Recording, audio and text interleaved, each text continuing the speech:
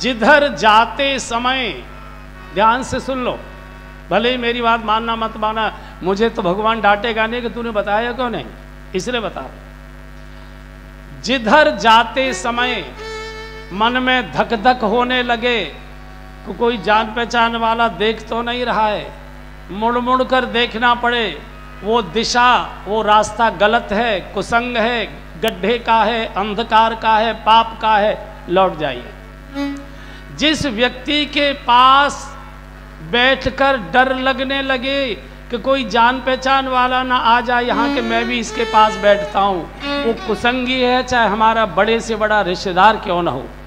जिसके पास से उठकर आते समय बाएं दाएं कनखियों से देखना पड़े कि किसी को मैं देख तो नहीं लिया मुझे किसी ने कि मैं यहाँ भी मिलने आता हूँ, वो कुसंग है, कुसंग है, कुसंग है। छोड़ दीजिए, चाहे वो कितना ही प्रमुख व्यक्ति कौन हो।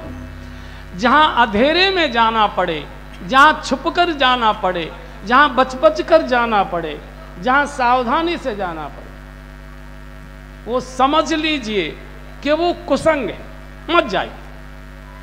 कैसे बचे इस कलिकाल में? साधना से। कान पकड़ता है व्यक्ति, मैंने कई लोगों को देखा है, बोतल फोड़ देता है, कुछ भी कर लेता है, लेकिन कुछ दिनों के बाद वही बस गट गट गट करने लगता है, नाली में पड़ा दिखाई देता है।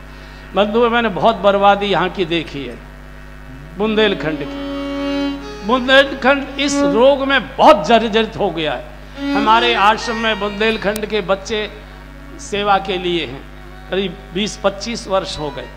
ठाकुर परिवार के 4-5 भाई, सब हमारे यहाँ गोबर उठाने का और गाय सेवा का काम करते थे। मुझे मालूम नहीं था, मैं समझता था गरीब परिवार होगा, मजदूर परिवार होगा, इसलिए इनको ये इतनी मेहनत करनी पड़ रही है।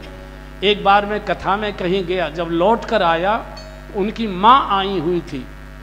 जब उनकी माँ आई, मैं बराबर के जो हमारा जिन्होंने देखा है बरांडे में वहाँ बैठा था, बिल्कुल जैसे कोई राजमाता आ रही हो, ऐसा बढ़िया सुंदर श्वेत वेश था उनका, श्वेत धोती, एकदम लंबी सुडौल शरीर, गौर वर्ण, जैसे हमारी राजमाता सिंधिया जी थी।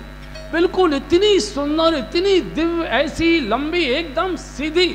मैं खड़ा हो गया, हमने कि कोई राज परिवार की माता जी मिलने आई हैं शायद हमसे। तो वो धीरे धीरे आ रही थी, बाहर गई होंगी तो आई अंदर आश्रम में। सामने वाली, उस समय हमारे आश्रम में टिकने की जगह नहीं थी, तो सामने आश्रम के कमरे में टिकी थी। मैंने भूषण जी से किसी से पूछा, हमने कहाँ से आई है माता जी, कौन है? तो उन्होंने उस लड़के का नाम लिया कि उसकी माँ है। मैंने कहा उसकी माँ? ये राजमाता जैसा स्वरूप। प्रकट मेरे आंसू आ गए, और वो मुझे आज तक मैं दृश्य भूल नहीं पाता।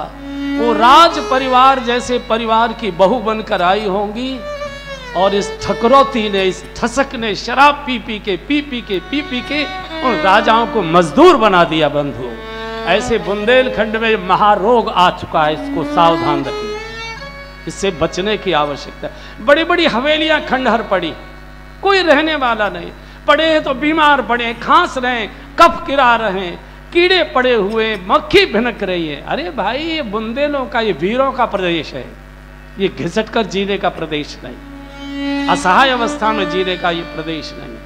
इसलिए सत्संग ये मन को बहलाने के लिए नहीं, मन के मैल को धोने के लिए होता है। इसलिए जब कभी ऐसी स्थिति आ जाए कि क्या करें, कैसे बचें, तो मेरी याद करना